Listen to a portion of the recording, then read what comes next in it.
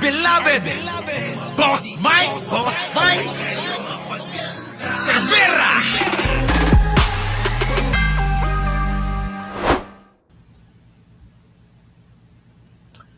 Yo! Magandang umaga, magandang hapon at magandang gabi sa amandako ng mundo. Naroon kayo. Siyempre, magandang buhay na rin para sa ating lahat.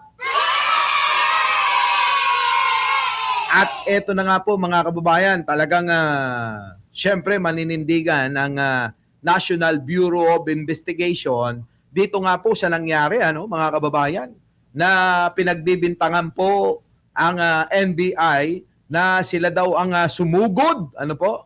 Yan ang pinapakalat ngayon ng kulto ni Duterte na sinugod daw ho sila ng NBI at doon nga daw po ay pinaputukan sila.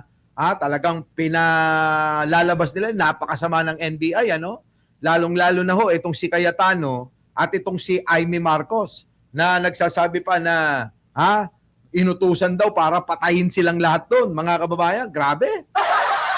Alam niyo, napaka-OA mga kababayan, yung gumawa ng kwento, Yung bang pagka may kaaway kayo, wala naman kayong sinabi sa kanila, pero gumagawa sila ng kwento na para bang inapi nyo sila. Ganyan po yung senyales ng mga masasamang tao, yung mahilig pong gumawa ng kwento, Mahilig gumawa ng kwento.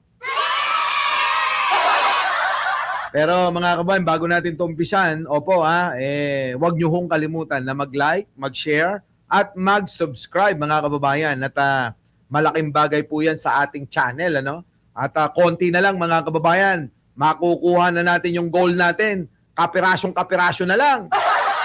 Magti 300,000 subscribers na po tayo mga kababayan. So ano pang hinihintay nyo? Let's go na! At eto na nga mga kababayan ko, nako po!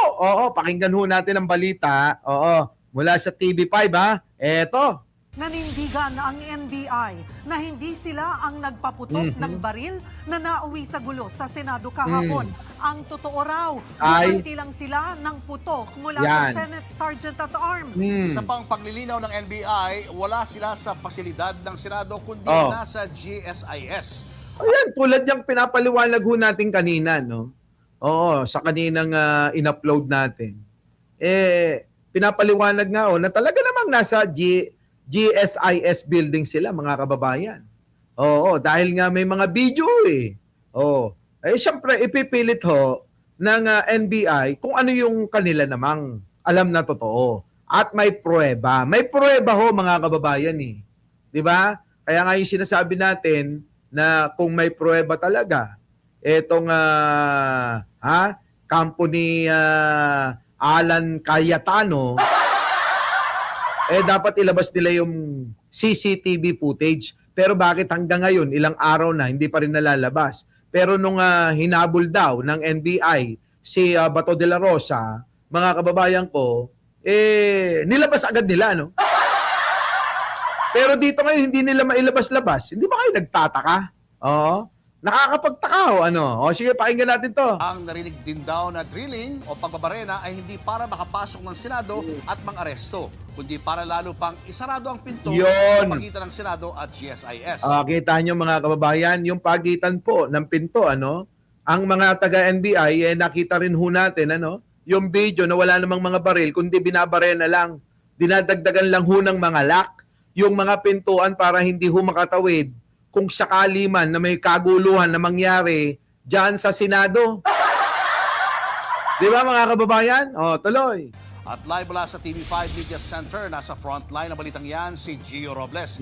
Gio, paano nga ba nagsimula ang gulo kahapon kung ibabase sa inyong mga nasa GSIS? Yan. Julio Serel, personal ko ngang nakita ang pagbabarena. Nako, ayan na si Gio personal nakita. Dahil nando doon, Nando doon eto mga kawan, pakinggan natin si Gio. Julio Serel, personal ko ngang nakita ang pagbabarena sa Senado na nagdulot ng maraming tanong sa nangyaring tensyon kahapon. Base sa nakita namin nangyari sa magkaibang palapag ang pagbabarena at palitan ng mga putok ng baril. Ayon sa NBI, ang Senate Sergeant of Arms ang naunang nagpaputok at gumanti lang ang NBI. Kita nyo mga kababayan ko?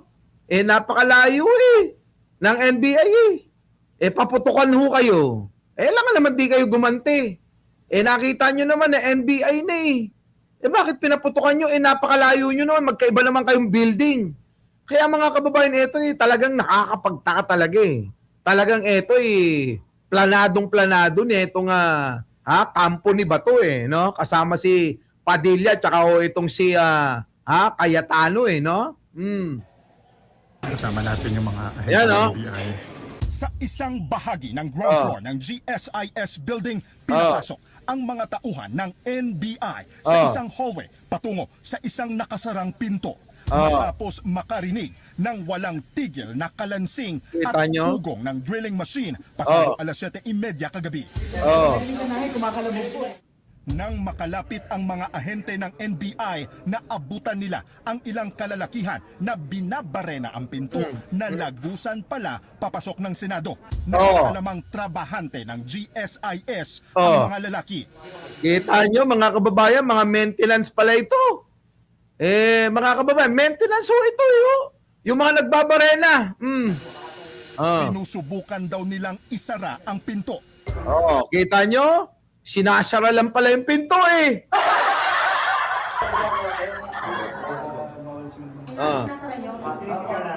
Ilang minuto ang nakalipas, dito na kami nakarinig ng sunod-sunod na putok. Nasa gusali pa rin kami noon ng GSIS kasama ang ilang ahente ng NBI.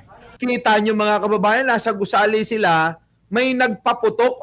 Baho yung sinasabi nung si General Mau Ang sinabi, kinausap daw tuloy. Kahit ang mga ahente hindi alam kung saan galing ang putok. Kita nyo, pati yung mga NBI, hindi nga nila alam kung saan galing yung putok. Nanakot lang Nanakot lang sila para talagang magkagulo. Sinadya nila na magkagulo.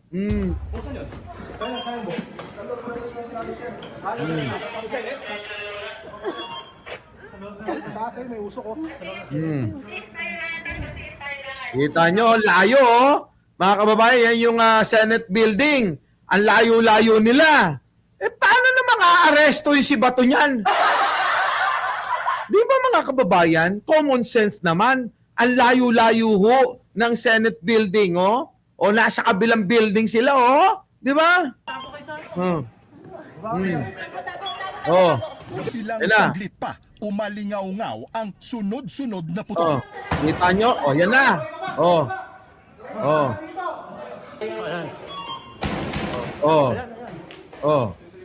Kita nyo? Kasi po sa mga ahente natin sa NBI, galing po sa ground floor ng Senate itong sunod-sunod na putok ng baril na naririnig po natin. Napatago ang ilang ahente ng NBI Kita nyo, napatago nga, di totoo nga yung sinasabi ni Director Melvin Matibag. At sinungaling naman itong mga taga-Senate, itong taga-Senate Sergeant at Arms. natutukan pa umano pero hindi malaman kung saang direksyon galing. Nakabanda yun yung mga ahente ng NBI na kasama natin. Ayan maliwanag, mayroong video. Ngayon makikita nyo kung sino sinungaling rito. Di ba? Ayan, pasok. Sa mga puntong yon, nanatili pa rin kami sa gusali ng GSIS Kita nyo? hanggang sa nakasalubong namin ang iba pang ahente na nakadeploy din sa gusali. Oh. Sabi ng isa sa kanila, mismo si Senate Sergeant at Arms Mau Aplaska, ang unang nagpaputok. Kita nyo mga kababayan ko, yung pong mista ni Bato, ang unang nagpaputok. Yung pong Sergeant at Arms, na namumuno rin dyan na wala pong iba kundi si General Mau Sitong. Magkago talaga. Tumutok ng tatlo patras. Problem ako.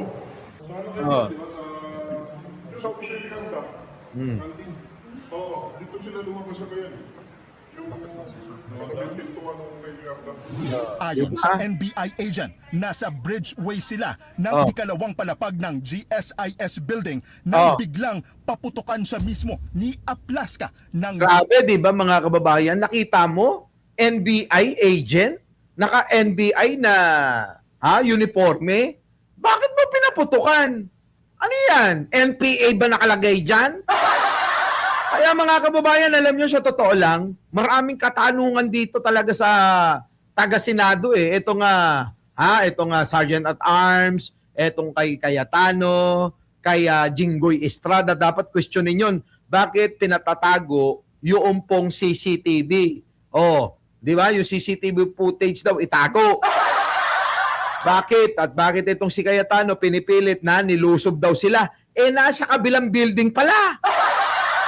Grabe no mga kababayan, ano? Oo, grabe. Ibang klase. Kayo ho, mga kababayan, naniniwala ba kayo dyan sa mga siraulo na yan? Lalong-lalo na ho dito. Ito, yan ho. Kita ng barel, papasukin ko bahay mo na may point sa may Wait. Ito. Yan o. nag-warning shot ka. Yan o. Tingnan nyo tong gago na to. Kung tututukan kita ng barel, papasukin ko bahay mo na may baril ako. Nag-warning shot ka. Kita nyo mga kababayan, kung tututukan kung tututukan kita, may dala akong baril, pasukin ko bahay mo. Bobo pala to eh. Hindi nga pumasok ang taga-NBI, tanga!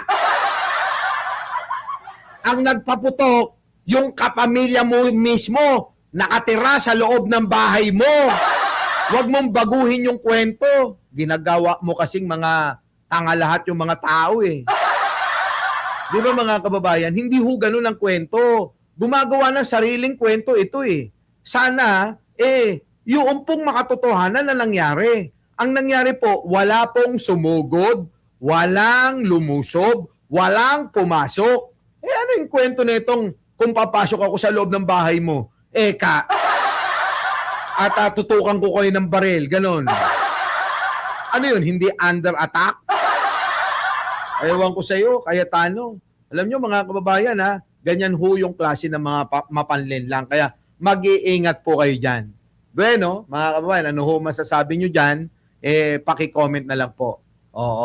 At binabasa ko pong lahat yan. At syempre, bago tayo maghiwa-hiwalay, huwag nyo hong kakalimutan na mag-like, mag-share, at mag-subscribe. Muli, ako po ang inyong lingkod, Mike Cervera po, laging nagsasabing, mahalin natin ang ating kapwa, pagdasal po natin lagi ang ating bansa. Maraming salamat po. Our beloved Boss Mike!